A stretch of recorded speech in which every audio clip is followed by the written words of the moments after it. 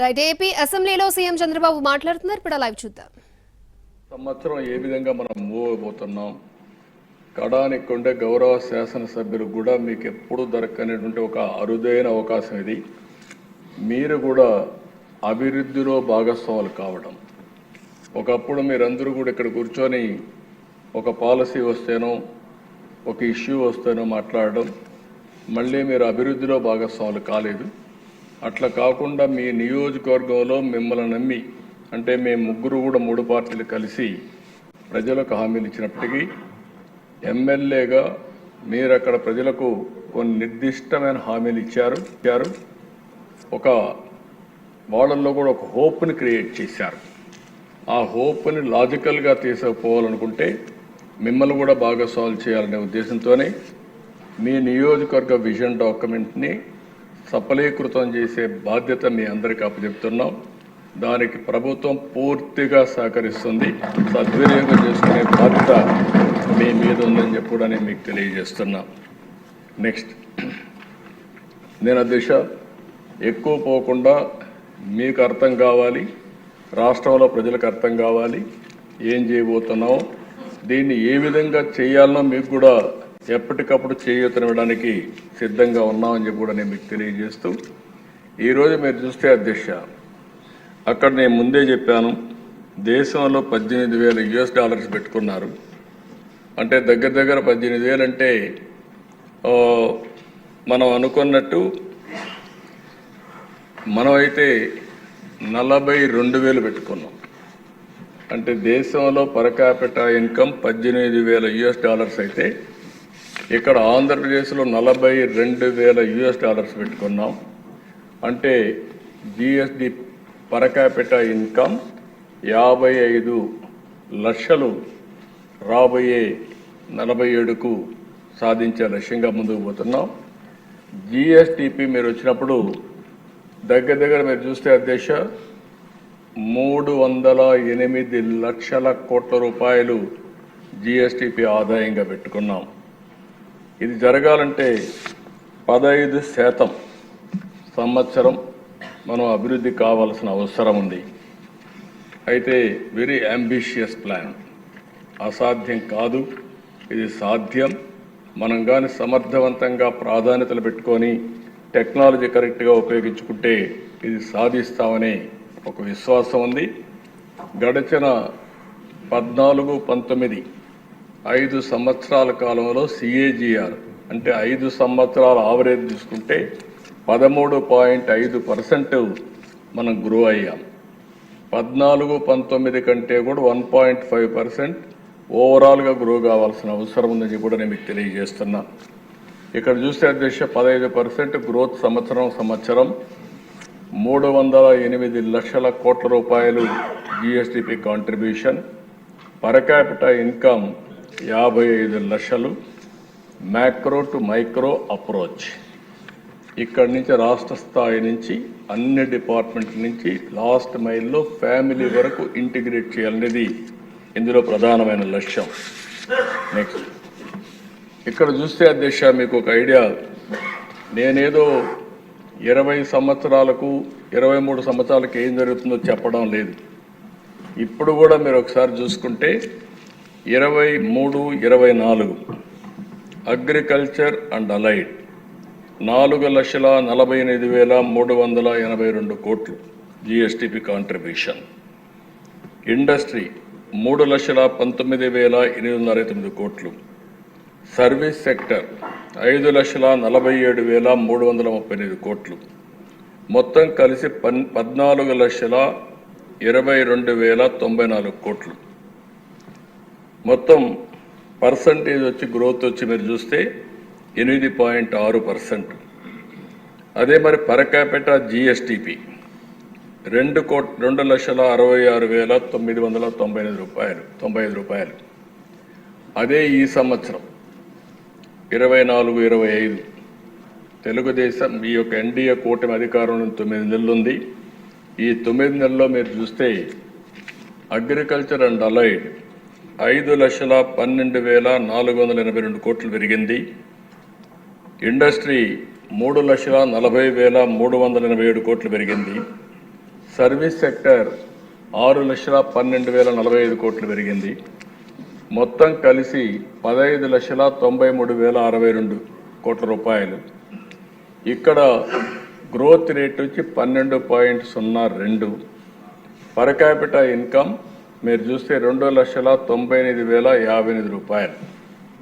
ఈ సంవత్సరం అంటే లాస్ట్ ఇయర్ కంటే 32,000 దగ్గర పెరిగే అవకాశం వచ్చింది.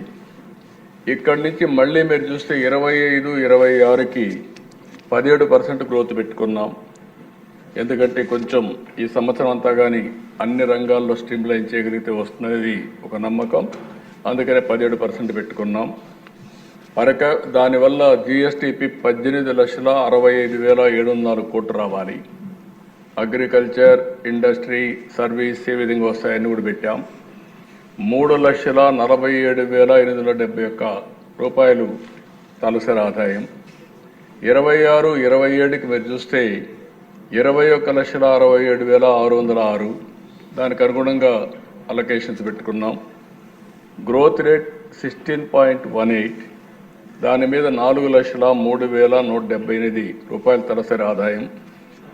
27-28కి వచ్చినప్పుడు 25,19,359 కోట్ల రూపాయలు జిఎస్టిపి. సిఆర్ వచ్చి గ్రోత్ రేట్ వచ్చి 16.23. Per capita 4,67,795. 28-29 29,29,402 కోట్లు జిఎస్టిపి, 16.28 గ్రోత్ రేట్. అదే మరిగా పర్ క్యాపిటా ఇన్కమ్ 5,42,985. ఇది రాష్ట్రంలో ఉండే ఫిగర్స్ ఇవి. మీ నియోజకవర్గాల్లో కొన్నిట్లో ఎక్కువ ఉంది, కొన్నిట్లో తక్కువ ఉంది. దానికి కారణం హిస్టారికల్గా వచ్చిన రీజన్స్. అక్కడ సోషియో ఎకనామిక్ పొలిటికల్ రీజన్స్ ఉంటాయి. దానివల్ల ఈరోజు ఆ పరిస్థితిలో ఉన్నాం. ఈరోజు మా బాధ్యత 2,60,995 నుంచి 5,42,905 రూపాయలు పర్ క్యాపిటల్ ఇన్కమ్ సాధించే బాధ్యత మాది. మీ నియోజకవర్గాల్లో మీకు ఇచ్చిన టార్గెట్ సాధించే బాధ్యత మీకు కూడా ఉంది. ఈ విషయాన్ని మీరు గుర్తుపెట్టుకోవాల్సిన అవసరం ఉంది. నాకు కూడా 2 బాధ్యతలు ఉన్నాయి. నా కాన్స్టిట్యున్సీ చూసుకుంటేనే రాష్ట్రం చూసుకోవాలి. ఆ విషయం కూడా దాంట్లో సందేహం లేదు. ఇది మీరు అక్కడి నుంచి నెక్స్ట్కి వెళ్తే 33-34కి 29 లక్షల నుంచి 57,21,610 కోట్లు. సిఏజిఆర్ 14.41. Per capita 10,55,356. అక్కడి నుంచి నెక్స్ట్ 38-39 పోతే 108,10,372 కోట్లు, 13.65. పర్ క్యాపిటా ఇన్కమ్ 19,78,903 రూపాయలు. అక్కడి నుంచి నెక్స్ట్ 43-44కి వెళ్తే ఒక 196,54,225 కోట్లు, 12.78 growth rate. Per capital income చూస్తే 35,33,732. అదే సమయం 47-48. ఎందుకంటే ప్రాధాన్యత భారతదేశానికి స్వాతంత్రం వచ్చింది 100 డేస్ అవుతుంది. 100 ఇయర్స్ అవుతుంది. 100 సంవత్సరాల సందర్భంగా నాకు అనుమానమే లేదు, ప్రపంచం మొత్తం అగ్రజాతిగా భారతీయులే ఉంటారు. దాంట్లో ఎవ్వరికి అనుమానం అవసరం లేదు. అది బై డిఫాల్ట్. అంటే అలాంటి ఎకోసిస్టంలో సెట్ అయిపోయారు. దానికి కూడా 3 కారణాలు ఉన్నాయి. ఒకటి, నేను ప్రగాఢంగా నమ్మేది ఆర్థిక సంస్కరణలు ఇన్ టైంలో వచ్చాయి. అప్పటికి లేట్ అయింది, కానీ చైనా ఆర్థిక సంస్కరణలు 78లో వచ్చాయి. మన ఆర్థిక సంస్కరణలు 1991లో వచ్చాయి. దానికి నేను గర్వపడుతున్నా. ఒక తెలుగు బిడ్డ పివి నరసింహరావు గారు ఆర్థిక సంస్కరణలు ఈ దేశంలో ప్రవేశపెట్టారు. దీనివల్ల దశ దిశ రెండూ మారాయి. అక్కడి నుంచి మీరు చూస్తే భారతదేశానికి biggest advantage technology. First mover advantage వచ్చింది. టెక్నాలజీ అడాప్ట్ చేసుకున్నారు. దాంట్లో నా రోల్ కూడా 1% 0.5% ఉంది. దాన్ని నేను గర్వపడుతున్నా. అది కూడా చేయగలిగాం. మూడోది వచ్చే కొందికి విండ్ ఫాల్ గెయిన్గా డెమోగ్రఫిక్ డివిడెంట్ వచ్చింది. అంటే ఈరోజు ప్రపంచంలో ఏ దేశానికి పోయినా ఏజింగ్ ప్రాబ్లం ఉంది. అందులో ఎక్కువ మంది యంగ్స్టర్స్ ఉండే ఏకైక దేశం ప్రపంచంలో భారతదేశం. ఇది 47 వరకు కొనసాగుతుంది. అందుకే నేను చాలా స్పష్టంగా, ఎందుకంటే దానికి ఇంకొక విషయంలో కూడా మీరు చూస్తే నేను చాలాసార్లు చెప్పాను, సరైన సమయంలో దేశానికి సరైన నాయకుడు, రైట్ టైం రైట్ లీడర్, అది నరేంద్ర మోడీ గారని చెప్పి ఈ అసెంబ్లీ ఈరోజు కూడా చెప్తున్నా. ఒక రైట్ టైంలో మంచి లీడర్ వచ్చారు. ఇప్పుడు ఈ రెండు కాంబినేషన్లో 2047కి భారతదేశం నెంబర్ 1 ఆర్ నెంబర్ 2గా ఉంటాం. దాంట్లో ఎవ్వరికి అనుమానం అవసరం లేదు. 2028కే భారతదేశం ప్రపంచ పెద్ద ఆర్థిక వ్యవస్థలో 3వ ఆర్థిక వ్యవస్థగా తయారవుతుంది. అయితే ఇక్కడ మీరు గుర్తుపెట్టుకోవాల్సింది, దేశం ప్రపంచం ఒక ఎత్తు అయితే మన రాష్ట్రం, మీ నియోజకవర్గం మనకు ముఖ్యం. మీకు ఓట్లేసిన ప్రజల్ని ఏ విధంగా ముందుకు తీసుకుపోతారనే విషయంలో మీకు ఒక స్పష్టత ఉండాలని మిమ్మల్ని కోరుతున్నా. అందుకని ఈరోజు మీరు చూసినప్పుడు ఇది చాలా స్పష్టంగా చాలామంది అంటున్నారు ఇది అసాధ్యమని. ఎప్పుడైనా సరే అసాధ్యమైనటువంటి టార్గెట్స్ పెట్టుకొని ఒక నాయకుడైన ముందుకు పోవాల్సిన అవసరం ఉంది. ఈ లక్ష్యాలను సాధించడానికి నాయకత్వాన్ని కూడా ఎక్కడికక్కడ మనం తయారు చేసుకోవాలి. దాన్ని తయారు చేసుకోవడానికి కూడా ఈ ప్రభుత్వం సిద్ధంగా ఉందని చెప్పి నేను మీకు తెలియజేస్తున్నా. నెక్స్ట్, ఈ టార్గెట్స్ మీరు చూసినప్పుడు డెమోగ్రఫిక్ ప్రొఫైల్ మనం ఇప్పుడు 5,30,00,000 కరెంట్లని వేశారు. దానికంటే తగ్గాం, 5 కోట్లే ఉన్నాం. అయితే అది 5,80,00,000కి పెరగాలంటే పాపులేషన్ మేనేజ్మెంట్ ఉండాలి. అది కూడా నేను ఎక్స్ప్లెయిన్ చేస్తాను. అదే సమయంలో ఇప్పుడు 72% లిటరసీ ఉంది. దాన్ని 100% రీచ్ కావాలి. ఈరోజు మీరు చూస్తే 23, 24 14,22,000 కోట్ల రూపాయల GSDP, అది 2.4 ట్రిలియన్ 305 లక్షల కోట్ల రూపాయలు.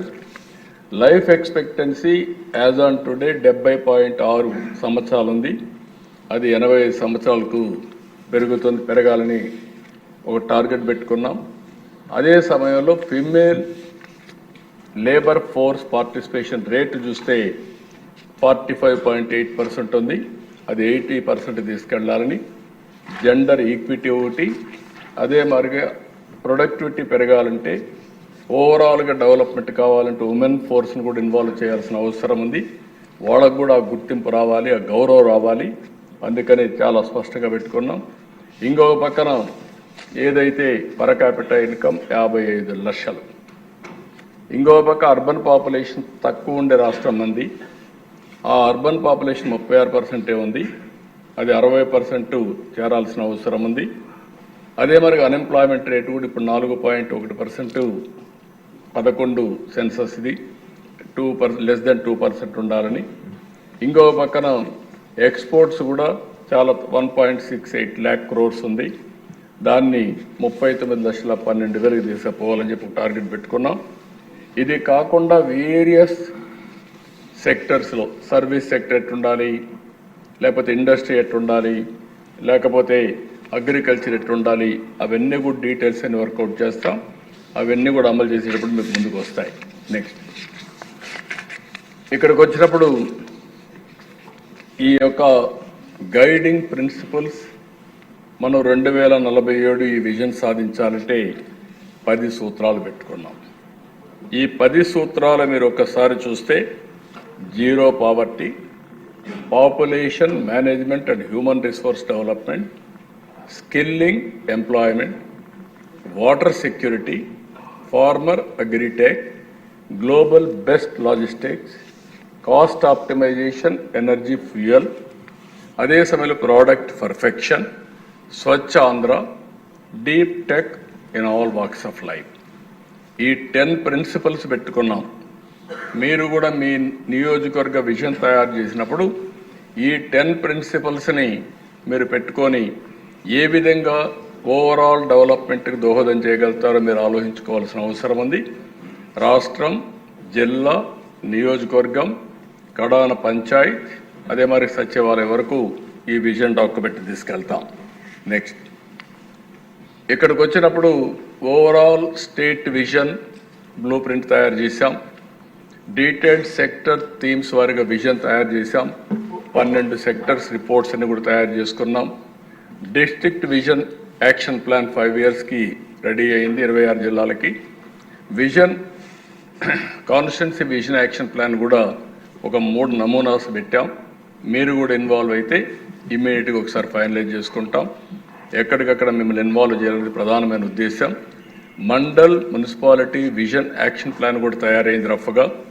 ఇంకో పక్క సచివాలయం యాజ్ ఎ యూనిట్ పెట్టుకొని ఈ ఎగ్జిక్యూషన్ అంతా కూడా సచివాలయం ద్వారా చేస్తాం. అదే సమయంలో పంచాయతీకి కానీ వార్డుకు కానీ వాళ్ళు కూడా పెట్టుకొని ముందుకెళ్తారు.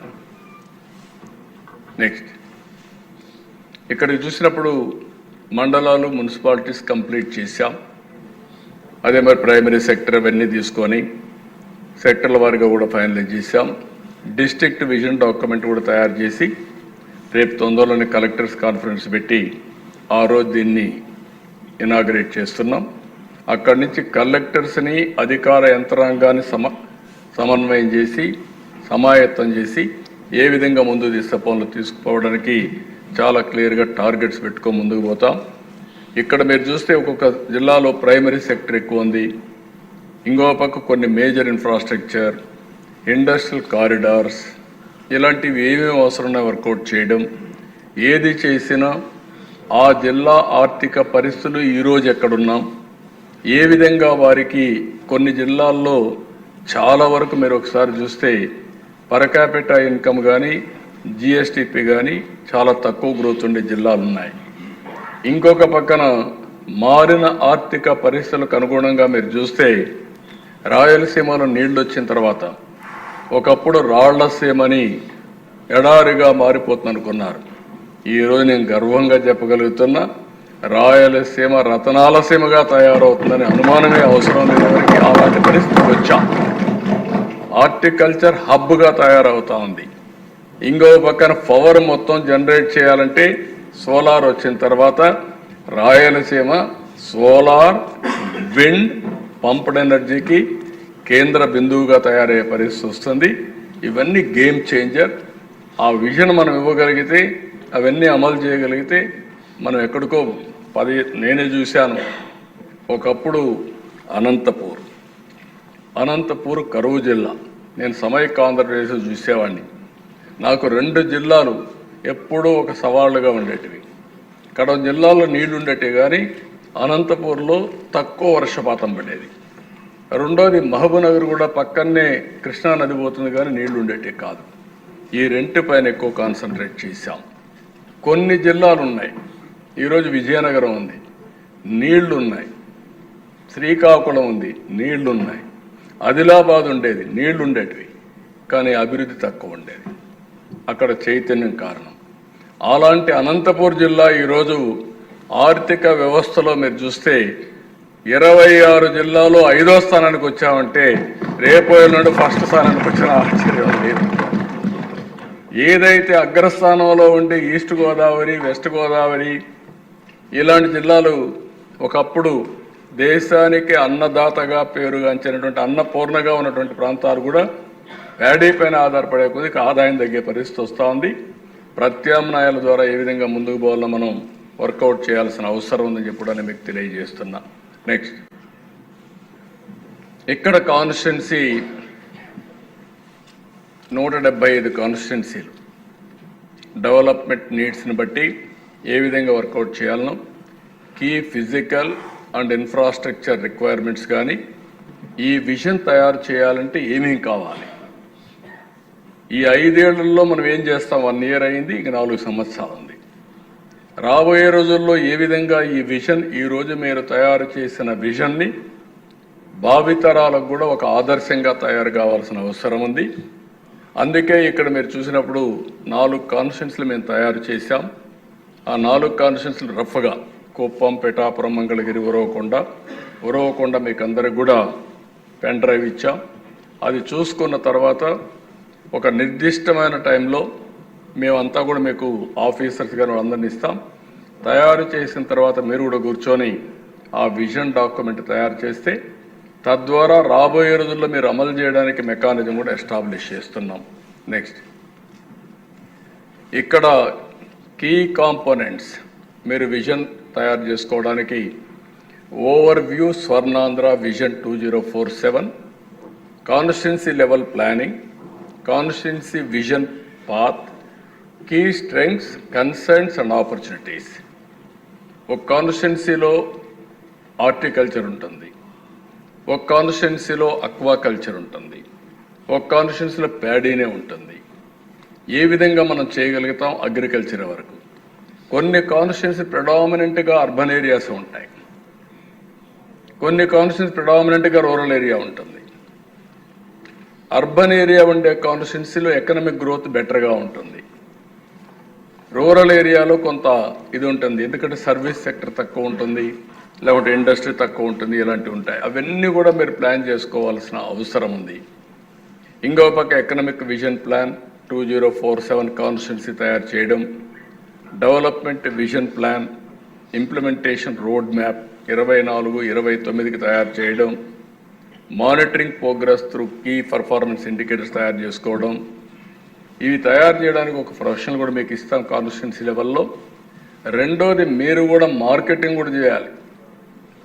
ప్రీవియస్ గవర్నమెంట్ మారిగా ఇండస్ట్రియలిస్ట్ని తరిమేయడం కాదు, ఇండస్ట్రియలిస్ట్ని పట్టుకొచ్చుకునే పరిస్థితి నేర్చుకోవాలి మీరు. ఇది నా ఒక్కడే బాధ్యత కాదు, పరిశ్రమలు తేవడం మీ బాధ్యత కూడా. వచ్చిన వాళ్ళని పనులు చేపిస్తే ఉంటారు, వాళ్ళని కానీ హెరాస్ చేస్తే ఆ కాన్స్టిట్యున్సీకి రారు. ఆ విషయం కూడా మీరు గుర్తుపెట్టుకోవాల్సిన అవసరం ఉంది. కాబట్టి మొత్తం సమన్వయం చేసుకోవాల్సిన అవసరం ఉంది. అగ్రికల్చర్ ఉండాలి, ఉపాధి రావాలంటే ఇండస్ట్రీ రావాలి. ఈ రెండు వస్తే సర్వీస్ సెక్టర్ పెరుగుతుంది. సర్వీస్ సెక్టర్ పెరిగితే ఆర్థిక వెసులుబాటు కానీ, వాళ్ళకి ఆదాయం పెరగడం కానీ, ఉపాధి అవకాశాలు మెండుగా వచ్చే అవకాశాలు ఉంటాయి. ఏ వ్యవస్థ అయినా సరే ఈ 3 సెక్టర్లో ట్రాన్స్ఫర్మేషన్ వస్తుంటుంది. ఆ ట్రాన్స్ఫర్మేషన్ రావడానికి కారణం ఒక విజన్తో చేసే లీడర్షిప్పే కారణం అని చెప్పి కూడా నేను మీకు తెలియజేస్తున్నా.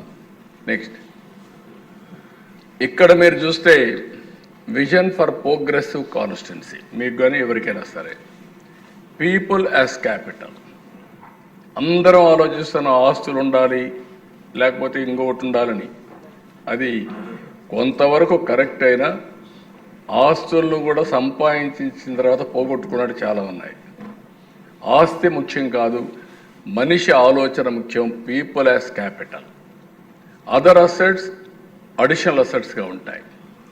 The true wealth of a constituency is its people. When individuals and families thrive, the entire community flourishes. ఆ ఫిలాసఫీతో మనం ముందుకు పోతున్నాం. ఫేజ్ 1 ఎసెన్షియల్ సర్వీసెస్ కానీ, సోషల్ సెక్యూరిటీ కానీ ప్రతి ఒక్క కుటుంబానికి ఇవ్వాలని. నెంబర్ 2 ఆపర్చునిటీస్ క్రియేట్ చేసి ప్రతి ఒక్క కుటుంబం సెల్ఫ్ రిలయన్స్గా ఉండాలని, ఎకనామిక్ గ్రోత్ రావాలని, ఎన్హాన్స్డ్ క్వాలిటీ ఆఫ్ లైఫ్ ఉండాలనేది మన ఉద్దేశం. అతని జీవన ప్రమాణాలు పెరగాలి. తద్వారా ఆయన ప్రతిరోజు ఒక చేప ఇస్తే చేప ఆపేసిన రోజున ఇంకా ముందుకు పోయే పరిస్థితి ఉండదు. చేపను ఇస్తూనే చేపలు పట్టే విధానం నేర్పిస్తే ఇంకా సమర్థవంతంగా ముందుకు పోతారనేది ఈ ప్రభుత్వం యొక్క విధానం. డెఫినెట్గా ప్రతి ఒక్కరిని ఆర్థిక స్వావలంబన దిశగా ఏమేం చేయాలని అవన్నీ చేస్తామని చెప్పి కూడా నేను మీకు తెలియజేస్తున్నా. అందుకని key policies, zero poverty, P4 public people private partnership and population management. ఈ 2 వెరీ క్రూషియల్ పాలసీస్గా తీసుకున్నాం. నేను ఎక్స్ప్లెయిన్ చేస్తాను. నెక్స్ట్ ఇది 5 సంవత్సరాల్లో మీ నియోజకవర్గాల్లో మీ అందరి బాధ్యత. ప్రతి ఒక్కరికి హౌస్ సైట్. పట్టణ ప్రాంతాల్లో 2 సెంట్లు, గ్రామీణ ప్రాంతాల్లో 3 సెంట్లు, ఎవరికైతే ఇంటి జాగా లేని ప్రతి ఒక్క వ్యక్తికి ఇంటి జాగా ప్రొవైడ్ చేసే బాధ్యత ఈ ప్రభుత్వాన్ని, అది ఇస్తాం. దానికి మీరందరూ కూడా ఇప్పటి నుంచి ఎన్యూమరేషన్ చేశాం, జియో ట్యాగింగ్ చేసాం, మీకు డీటెయిల్స్ అని పెడతాం. మీరు తీసుకొస్తే ల్యాండ్ అక్విజిషన్ చేయాలన్నా ప్రభుత్వ భూమి ఉందా, ఓసారి పాత భూములు కూడా హౌసింగ్ కాలనీలు వేశారు, అది కూడా 1 సెంట్ ఇచ్చారు. ఆ సెంట్ వల్ల చాలా ఇబ్బందులు వచ్చాయి. నివాస యోగ్యం కాని పొలాలు ఇచ్చారు, దూరంగా ఎక్కడ ఇచ్చారు. వాళ్ళు అక్కడి నుంచి మళ్ళా పనులకు రావాలంటే వచ్చే పరిస్థితులు లేరు. అలాంటప్పుడు నేను ఆలోచించేది చాయిస్ వాళ్ళకే వదిలిపెడతాం. వాళ్ళు కానీ కన్సాలిడేట్ చేయమంటే అక్కడే కావాలంటే కన్సాలిడేట్ చేసి అందరికీ 2 సెంట్లు ఇచ్చే విధానానికి శ్రీకారం చుడతాం. అక్కడ వద్దని కానంటే ఎక్కడ కావాలో అక్కడ ఇంటి జాగా ఇచ్చి ఇల్లు కట్టించే బాధ్యత ఈ ప్రభుత్వం తీసుకుంటుందని చెప్పి కూడా నేను మీకు తెలియజేస్తున్నా. ఇంటి జాగా అయిన తర్వాత ప్రతి ఒక్కరికి ఇల్లు కట్టించే బాధ్యత తీసుకుంటాం. 100% 29కి ఈ రాష్ట్రంలో ఇల్లు లేదనకుండా 100% ఇళ్లు కట్టించే బాధ్యత ఈ ప్రభుత్వం తీసుకుంటుంది. మీ నియోజకవర్గాల్లో మీరు తీసుకోవాల్సిన అవసరం ఉంది.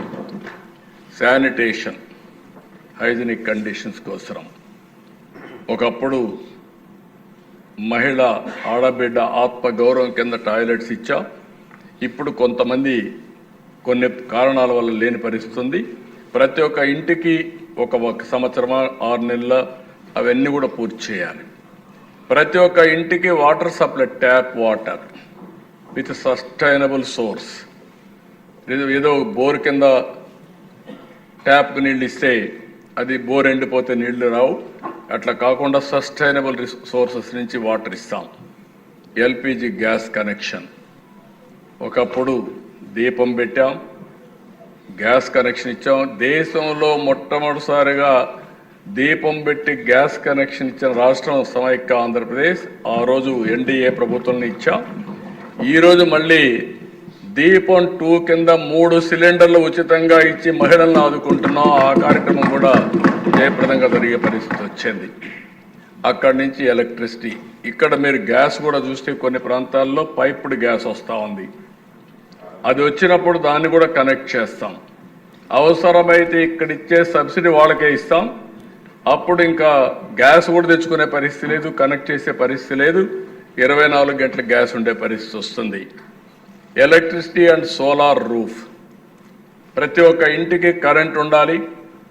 పెట్టుకోగలిగిన వాళ్ళందరూ డెమోక్రటైజేషన్ ఆఫ్ పవర్ జనరేషన్లో మీరు రూఫ్ టాప్ పెట్టుకుంటారు.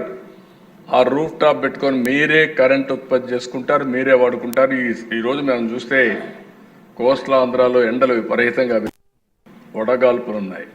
మీరు ఏసీ పెట్టుకొని బాగా ఇక్కడ హ్యాపీగా ఉన్నాం కరెంట్ దానివల్ల. ప్రతి ఒక్క ఇంట్లో కూడా అలాంటి కంఫర్ట్ ఎందుకు క్రియేట్ చేసుకోకూడదని అడుగుతున్నా. పైన ఎండ సూర్యుడు, కిందన ఏసీగా చిన్న రూమ్ పెట్టుకున్న ఫ్యాన్ కానీ ఏసీ కానీ పెట్టుకునే అవకాశాలు వస్తే over a period of time ఈ విషయంలో కూడా ప్రతి ఒక్క ఇంటికి సోలార్ రూఫ్ కానీ, కుసుమ్ కింద మన పొలాల్లో మనం కరెంటు తయారు చేసుకొని మనకు అవసరమైన కరెంటు వాడుకొని, అవసరమైతే ట్రాక్టర్లు కూడా ఛార్జింగ్ చేసుకొని ఇంటికి కూడా వాడుకునే అవకాశాలు వస్తాయి. అలాంటి వ్యవస్థకు శ్రీకారం చుడతాం. నా ఉద్దేశం ఒకటే, ప్రతి ఒక్కరికి కూడా కాస్ట్ తగ్గిస్తూ జీవన ప్రమాణాలు పెంచడం అనేది ప్రధానమైన ఉద్దేశం. Digital connectivity, high speed internet access for every house. Wifi ఇస్తాం, డిజిటల్ కనెక్టివిటీ ఇస్తాం. అది కూడా నీడ్ బేస్ని బట్టి వాళ్ళకి ఎంత కావాలంటే ఎంత బ్యాండ్ విత్ కూడా ప్రొవైడ్ చేస్తామని చెప్పి కూడా నేను మీకు తెలియజేస్తున్నా. 5G కానీ 6G కానీ ఏది కావాలో అవన్నీ ప్రొవైడ్ చేస్తాం.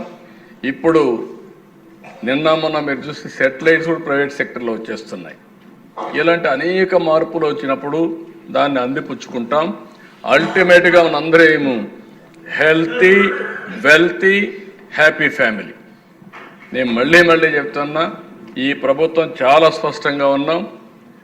ఒక ఆరోగ్యకరమైనటువంటి డబ్బులు కూడా సంపాదించుకొని ఆనందంగా ఫ్యామిలీ జీవితం గడపాలంటే అలాంటి క్వాలిటీ ఆఫ్ లైఫ్ ఇక్కడ రావాల్సిన అవసరం ఉంది. దానికి దోహదం చేస్తాం. నెక్స్ట్ ఆ ఫోటో కూడా చూస్తే ఎక్కువ మందిని పెట్టాం, పెద్ద ఫ్యామిలీని ప్రమోట్ చేయడం, అంతమంది ఒకరినే పెట్టేవాళ్ళం. అట్లా కాకుండా బిగ్గర్ ఫ్యామిలీ ఇప్పుడు మీరు చూశారు, బిగ్గర్ ఫ్యామిలీ ఉండాలి. ఒకప్పుడు 5 కేజీలు బియ్యం ఇచ్చి 5 మంది కంటే ఉంటే సీలింగ్ పెట్టాం. దానివల్ల అందరూ కూడా ఫ్యామిలీ విడిపోతాం, కార్డుగా అన్నాడు. ఇప్పుడు అట్ట కాకుండా 10 మంది కానీ కంబైన్డ్ ఫ్యామిలీలో ఉంటే అలాంటి ఫ్యామిలీకి ప్రత్యేకమైనటువంటి సదుపాయాలు కల్పించడానికి ప్రభుత్వం ఆలోచిస్తున్న ఫ్యామిలీ ఇస్ ఎ వెల్త్. వారసత్వంగా మీరు ఒకసారి చూస్తే ఫ్యామిలీ అనేది ఒక సెక్యూరిటీ, ఒక హెల్త్ సెక్యూరిటీ, ఒక సోషల్ సెక్యూరిటీ. ఒకటి కాదు, మనం కష్టపడి ఇంటికి పోయి ఫ్యామిలీ మెంబర్స్తో ఒక కప్ ఆఫ్ కాఫీ తాగితే, ఒక పూట కలిసి భోంచేస్తే స్ట్రెస్ అంతా రిలీజ్ అవుతుంది. That is the beauty of Indian families. ప్రపంచంలో ఏ కంట్రీలో లేనటువంటి వారసత్వ సంపద భారతీయ కుటుంబాలని చెప్పి కూడా మరొకసారి మీ అందరికీ తెలియజేస్తుంది. That is the biggest gift. Next, ఇది అయిన తర్వాత 2029 లోపల community infrastructure, road connectivity, internal roads, drainage network, ప్రతి ఒక్క ఊరికి డ్రైనేజ్ చేయాలి. వేస్ట్ టు వెల్త్, ఆ ఇంట్లో వచ్చే పొడి చెత్త కావచ్చు, తడి చెత్త కావచ్చు, దాని నుంచి కాంపోస్ట్ కానీ సర్క్యులర్ ఎకానమీలో మళ్ళీ అవన్నీ ప్లాస్టిక్ కానీ గ్లాస్ కానీ ఇలాంటివి ఏ విధంగా యూజ్ చేయాలనో దానికి కూడా వర్కౌట్ చేస్తాం. అదే మనకి స్ట్రీట్ లైటింగ్ ఎవ్రీవేర్. సోషల్ ఇన్ఫ్రాస్ట్రక్చర్లో మీరు చూస్తే ఎడ్యుకేషన్ కానీ, school buildings, health care, public spaces, holistic development కింద ఏమేం కావాలో కమ్యూనిటీ బిల్డింగ్స్ కానీ ఇవన్నీ పెట్టి ఎక్కడ కూడా ఏ గ్రామానికి ఇబ్బంది లేకుండా చేయగలుగుతాం. కానీ ఇక్కడంతా కూడా ఒకే R&B రోడ్స్ 100% చేస్తామని ఒక నమ్మకం ఉంది. విలేజ్లో ఇంటర్నల్ రోడ్స్ 100% అయిపోతాయి. ఓన్లీ 2 ఇష్యూస్ మనం ఆలోచించుకోవాల్సింది. ఒకటి, డ్రైనేజ్ అండర్ గ్రౌండ్, వీలైనంత వరకు కంట్రోల్ డ్రైనేజ్ ఉండాలి విలేజెస్లో కూడా. టౌన్స్లో చేసేయగలుగుతాం కానీ విలేజెస్లో అన్ని గ్రామాలు కవర్ కావాలంటే దానికి ఒక ప్రణాళిక తయారు చేసుకోవాల్సిన అవసరం ఉంది.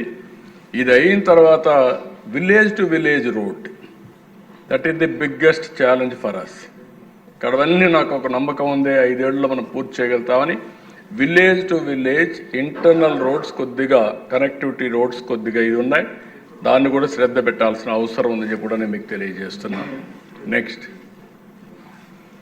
ఇక్కడ నేను చెప్పిన ప్రిన్సిపల్స్ వల్ల నేను ఎలాబరేట్ చేయను. జీరో పావర్టీ లాస్ట్లో తీసుకొస్తాను. Population management, human resource development చెప్పాను. ఇది ఈ రోజు నుంచి మనం ఆలోచించాల్సింది, మనం చెప్పే చదువు ఉపయోగపడాలి. ఆ స్కిల్లింగ్ అనేది 6వ తరగతి నుంచే స్టార్ట్ చేయాలి. ఆవిడ నుంచి 6వ తరగతి నుంచి స్కిల్ స్టార్ట్ చేయాలి. ఈరోజు ప్రపంచంలోనే అవకాశాలు వస్తాయి. మన పిల్లలు దేశంలో ఉండే అవకాశాలు కానీ, స్థానికంగా ఉండే అవకాశాలు కానీ, ప్రపంచంలో ఉండే అవకాశాలని అందిపుచ్చుకునే స్కిల్స్ని మనం నేర్పించాల్సిన అవసరం ఉంది. దానికి నాంది పలుకుతామని చెప్పి కూడా నేను మీ అందరికీ తెలియజేస్తున్నా.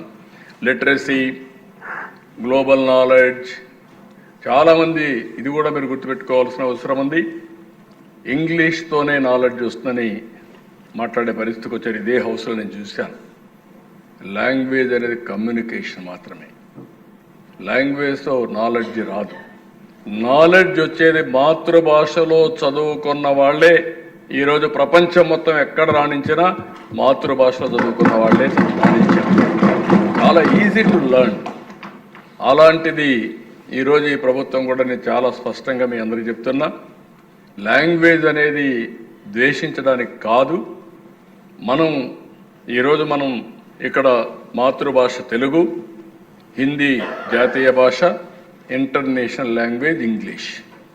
మన వాళ్ళు ఈరోజు వేరే దేశాలకు పోతున్నారు, జపాన్కి పోతున్నారు, జర్మనీకి వెళ్తున్నారు, లేదంటే ఇంకా కొన్ని దేశాలకు వెళ్తున్నారు.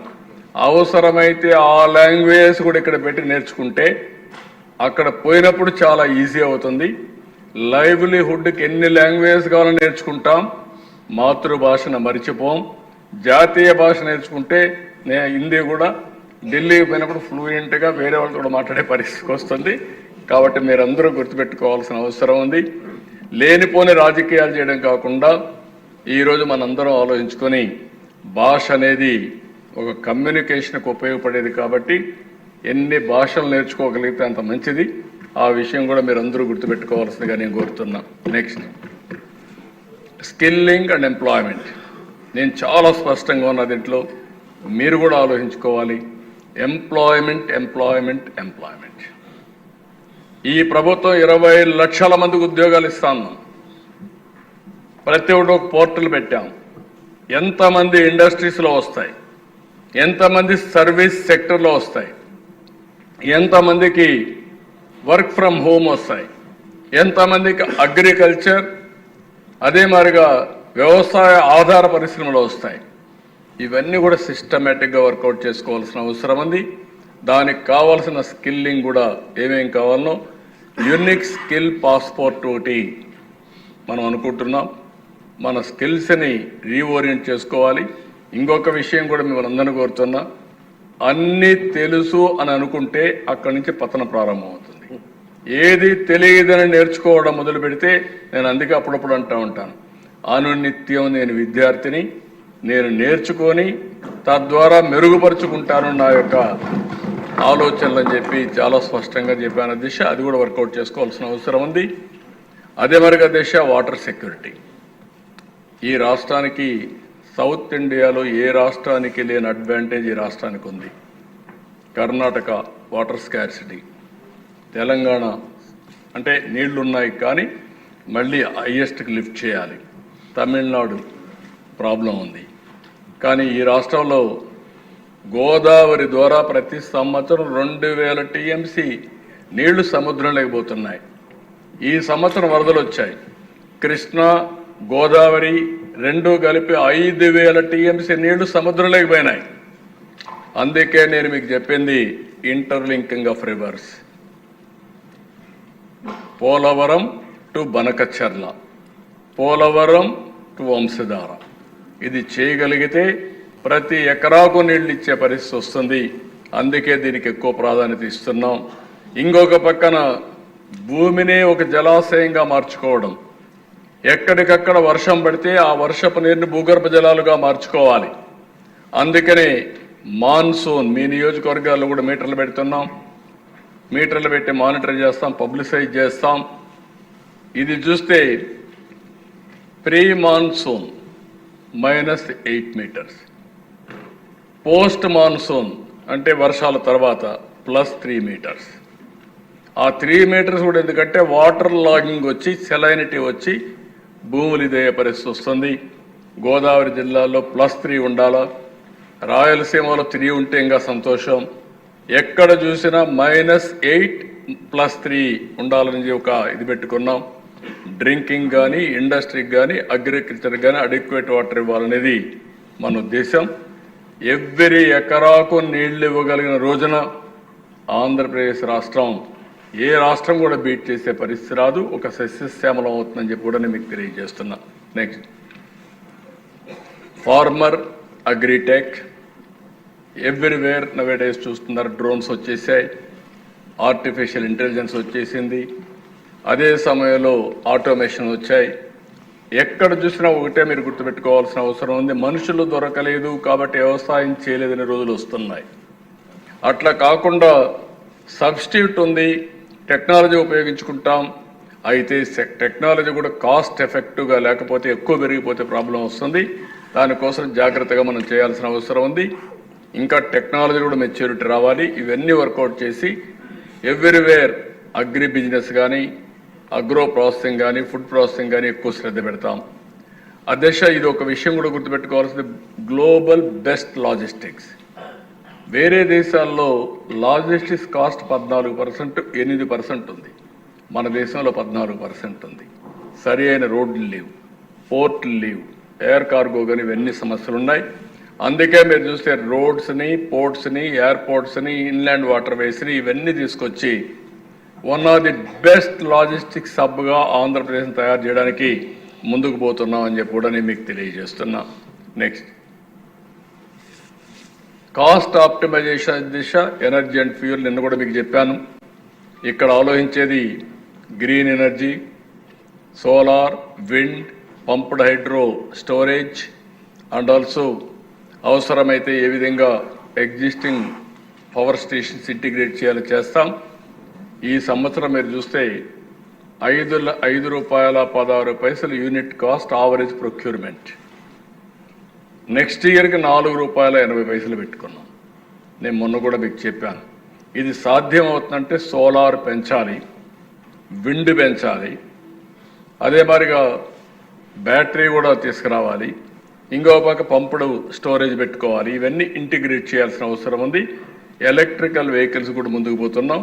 ఇవన్నీ చేయగలిగితే చాలా వరకు కాస్ట్ ఎఫెక్టివ్నెస్ వస్తుంది. ఇది కూడా చేస్తే నెట్ జీరో ఎమిషన్స్ బై 2047 మన ప్రధానమంత్రి గారు ఏదైతే హామీ ఇచ్చారో దానికి కూడా పనిచేస్తా అని చెప్పి నేను మీకు తెలియజేస్తున్నా. అదే మరిగా దిశ ప్రోడక్ట్ పర్ఫెక్షన్. మన బ్రాండెడ్ ఐటమ్స్ కరెక్ట్గా ఉండడం లేదు. ఈరోజు మనందరం కూడా గుర్తు, ఈ నియోజకవర్గంలో ప్రొడ్యూస్ చేసే ప్రోడక్ట్స్ అగ్రికల్చర్ కావచ్చు, సర్వీసెస్ కావచ్చు, నాలెడ్జ్ ఎకానమీ కావచ్చు, ఇండస్ట్రియల్ ప్రొడక్షన్ కావచ్చు, ఏదైనా సరే ప్రొడక్షన్ అంతా కూడా పర్ఫెక్షన్ ఉండాలి, ఒక క్వాలిటీ ఉండాలి. దాని మీద కూడా శ్రద్ధ పెడతాం. నెక్స్ట్ అధ్యక్ష స్వచ్ఛాంధ్ర, స్వర్ణాంధ్ర సాధన, స్వచ్ఛ ఆంధ్రప్రదేశ్ సాధ్యమవుతుంది. ఇవి కూడా మీరు నిన్నే పోయి వచ్చాం. చాలామంది ఎమ్మెల్యేలు ఇన్వాల్వ్ అయ్యారు. అందరం ఇన్వాల్వ్ కావాల్సిన అవసరం ఉంది. ఒక స్వచ్ఛాంధ్ర దిశగా వేరియస్ తీసుకున్నాం. మనం ఆ మెజర్స్ అన్ని కంప్లీట్ చేస్తాం. Deep tech in all walks of life, AI, data, digital services. ఫ్యూచర్లో టెక్నాలజీ ఎవరైతే అందిపుచ్చుకుంటారో వాళ్ళు ముందుకు పోతున్నాం. అందుకనే ఇవన్నీ చేస్తున్నాం. ఈవెన్ క్వాంటమ్ కంప్యూటింగ్ కూడా హెబ్గా ఇక్కడ తయారు చేస్తాం. హెల్త్ రికార్డ్స్ కానీ ఎవ్రీథింగ్ ఇంటిగ్రేట్ చేసి మన గవర్నమెంట్లోనే కాకుండా దైనందిక జీవితంలో కూడా మనం ఉపయోగించుకోవాలి. చాలా వరకు కంట్రోల్ అవుతుంది. నెక్స్ట్ ఇక్కడ దిశ institutional framework, leadership council, steering committee, ఇవన్నీ వర్కౌట్ చేస్తాం. థీమ్ స్పెసిఫిక్ టాస్క్ ఫోర్స్ కూడా మేము ఏ విధంగా చేయాలనో అవి కూడా వర్కౌట్ చేస్తాం. P4, జీరో పవర్టీ, ఏ విధంగా డైస్పోరా ఏ విధంగా ఇన్వాల్వ్ చేయాలి చేస్తాం. Blue and ocean economy, this is the biggest అవకాశాలు మనకు. ఈ రాష్ట్రంలో 1000 కిలోమీటర్ల తీర ప్రాంతం ఉంది. సముద్రం అనేది మనకు పెద్ద వరం. సముద్రంలో ఉండేటి మనం ఏది ఉపయోగించుకోలేకపోతున్నాం. అది కానీ మనం కరెక్ట్గా ఓషన్ ఎకానమీని కానీ ఉపయోగించుకోగలిగితే బిగ్గెస్ట్ అడ్వాంటేజ్ అవుతుంది. ఇంకో పక్క knowledge and innovation is a continuous process. Population management అనేది గేమ్ చేంజర్ అవుతుంది. అది విలేజ్ నుంచి, ఫ్యామిలీ నుంచి ప్లాన్ చేసుకోవాల్సిన అవసరం ఉంది. దీనికి అవసరమైన అడ్వైజరీ కమిటీస్ అన్నీ కూడా ఇండస్ట్రీ, అకాడమియా, ఎవరైతే అకాడమిషియన్స్ అందరినీ కూడా ఇన్వాల్వ్ చేస్తాం. అదే మరి విజన్ మేనేజ్మెంట్ యూనిట్ ప్లానింగ్ డిపార్ట్మెంట్లో పెట్టుకొని global, national best practices agencies వాళ్ళు కూడా ఇన్వాల్వ్ చేస్తాం. లైన్ డిపార్ట్మెంట్ తీసుకొచ్చి డిస్ట్రిక్ట్, కాన్స్టిట్యున్సీ, సచివాలయం వరకు తీసుకెళ్ళి మానిటర్ చేస్తాం. నెక్స్ట్ ఇక్కడికి వచ్చినప్పుడు కాన్స్టిట్యున్సీ లెవెల్ వచ్చినప్పుడు మీరు ఎమ్మెల్యేలు ఎవరైతే ఉన్నారో మిమ్మల్ని చైర్మన్గా 175 నియోజకవర్గాలకి 175 మంది సిట్టింగ్ ఎమ్మెల్యేలని ఈ యొక్క విజన్ మేనేజ్మెంట్ కోసం మిమ్మల్ని ఎమ్మెల్యేలుగా ఇన్స్టిట్యూషనల్ మెకానిజం క్రియేట్ చేస్తున్నాం. మీరు చైర్మన్స్గా ఉంటారు. అదే సమయంలో జిల్లా లెవెల్లో ఒక 7 నియోజకవర్గాలు ఒక జిల్లాకు ఉంటాయి. సమర్థవంతమైన ఆఫీసర్ని, జాయింట్ కలెక్టర్ అలాంటి ఆఫీసర్స్ మంచి వాళ్ళని ఐడెంటిఫై చేస్తాం. 7 మందిని స్పెషల్ ఆఫీసర్స్గా పెడతాం. అదే మరి మీ కాన్స్టిట్యున్సీలు కూడా రాబోయే రోజుల్లో ఇప్పుడు ఎక్కడున్నారు, నెక్స్ట్ ఇయర్కి ఎక్కడికి వస్తున్నారు, మీరు కానీ స్పెషల్ ఆఫీసర్ కానీ constituency as a unit monitor చేస్తాం. క్లియర్ కట్గా కీ పర్ఫార్మెన్స్ ఇండికేటర్స్ పెట్టుకొని ఏ కాన్స్టిట్యున్సీ ఎట్లా మూవ్ అవుతుందో మానిటర్ చేసి తద్వారా ఆ ప్రజలకు అన్యాయం జరగకుండా చేసే బాధ్యత ఈ ప్రభుత్వం తీసుకుంటుంది. దీనిపైన మీరు అక్కడ మీకు చెప్పారు క్లియర్గా, మీకు చైర్మన్గా ఉంటారు, ఒక స్పెషల్ ఆఫీసర్ని మీకు ఇస్తాం. అదే సమయంలో 5 మెంబర్స్ని జిఎస్డబ్ల్యూస్ నుంచి తీసుకున్న మంచి మెరాకుల్స్ అంటే యంగ్స్టర్స్ని వాళ్ళు కూడా పెడతాం. ఒక యంగ్ ప్రొఫెషనల్ తీసుకొస్తాం. ఆ young professional will work under this team. Special officer, ఒక స్పెషల్ ఆఫీసర్ కింద జిల్లా ఆఫీసర్ని, చైర్మన్ మీరు చెప్పిన ఆబ్జెక్టివ్స్ అని చెప్తే జిల్లా ఆఫీసర్స్ అందరినీ స్పెషల్ ఆఫీసర్ కోఆర్డినేట్ చేస్తాడు, కాన్స్టిట్యున్సీ మొత్తం కోఆర్డినేట్ చేస్తాడు. Young professional will execute the work ఈ 5 మెంబర్ టీం ద్వారా. ఎంబీఏ మంచి దొరికితే మంచి వాళ్ళు తీసుకొస్తాం. ఒకవేళ సరిగా లేకపోతే ఏం చేయాలో ఎప్పటికప్పుడు ఎక్సర్సైజ్ చేస్తాం. మీరు వాళ్ళు ట్రైన్ చేసుకోవడం కూడా మీ బాధ్యత. ఒకవేళ అవసరమైతే ఇంకా మంచి వాళ్ళు దొరికితే మళ్ళీ మీ సొంత పనులు చేయడానికి కాదు, నియోజకవర్గ పనులు చేయడానికి సమర్థుడిని మీరు పెట్టుకోండి. అతను పెట్టుకుంటే ఏ విధంగా సమర్థించాలో సమయం చేస్తా అని చెప్పి కూడా మీకు తెలియజేస్తున్నాను. నెక్స్ట్, ఇక్కడికి వచ్చినప్పుడు క్లియర్గా 3 లెవెల్స్ నేను చెప్పాను. సచివాలయం డేటా అంతా కూడా వచ్చి ఎగ్జిక్యూషన్ అక్కడి నుంచి చేస్తాం. అక్కడి నుంచి మండల్ లెవెల్లో మున్సిపాలిటీకి తయారు చేస్తాం. కాన్స్టిట్యున్సీ లెవెల్లో ఇప్పుడే అన్నాం, ఎమ్మెల్యే చైర్మన్, అదే సమయంలో స్పెషల్ ఆఫీసర్ ఉంటాడు, ఒక కమిటీ ఉంటుంది. డిస్ట్రిక్ట్ లెవెల్లో జిల్లా in charge minister as chairman, collector as executive vice chairman, MP as vice chairman. MP concern will be the vice chairman. సమన్వయం చేయడానికి జిల్లా కలెక్టర్ ఎగ్జిక్యూటివ్ వైస్ చైర్మన్, జిల్లా మంత్రి ప్లానింగ్ బోర్డ్ చైర్మన్, ఇది చైర్మన్గా పెట్టి ముగ్గురిని పెట్టి అక్కడ చేస్తాం. స్టేట్ లెవెల్లో లైన్ డిపార్ట్మెంట్స్ అన్నీ కూడా సింక్ చేస్తాం. ఫ్రీక్వెంట్గా ఎవ్రీ మంత్లీ రియల్ టైంలో చీఫ్ సెక్రటరీ మానిటర్ చేసుకుంటాడు. Once in 3 months collectors conference ఉంటుంది. కలెక్టర్స్ కాన్ఫరెన్స్లో 3 నెలలకు ఏం చేసాం, GSDP, per capital, all indicators, all districts review చేస్తాం. కరెక్టివ్ మెజర్స్ తీసుకొని ముందుకు పోతాం. నెక్స్ట్, దీని మీద ఎప్పటికప్పుడు సమాచారం కూడా తెప్పిస్తాం. పబ్లిక్ పర్సెప్షన్ కూడా తెప్పిస్తాం. ప్రజల్ని భాగస్వాములు చేస్తాం. ఐవీఆర్ఎస్ ద్వారా కానీ, కాల్ సెంటర్ కానీ, లేకుంటే నేరుగా కానీ సమాచారం తెప్పించి ఎక్కడన్నా కానీ కరెక్టివ్ మెజర్స్ ఉండాలంటే అవి కూడా చేసుకుంటూ మనం ముందుకు పోతాం. నేను ప్రజలందరికీ విజ్ఞప్తి చేస్తాను.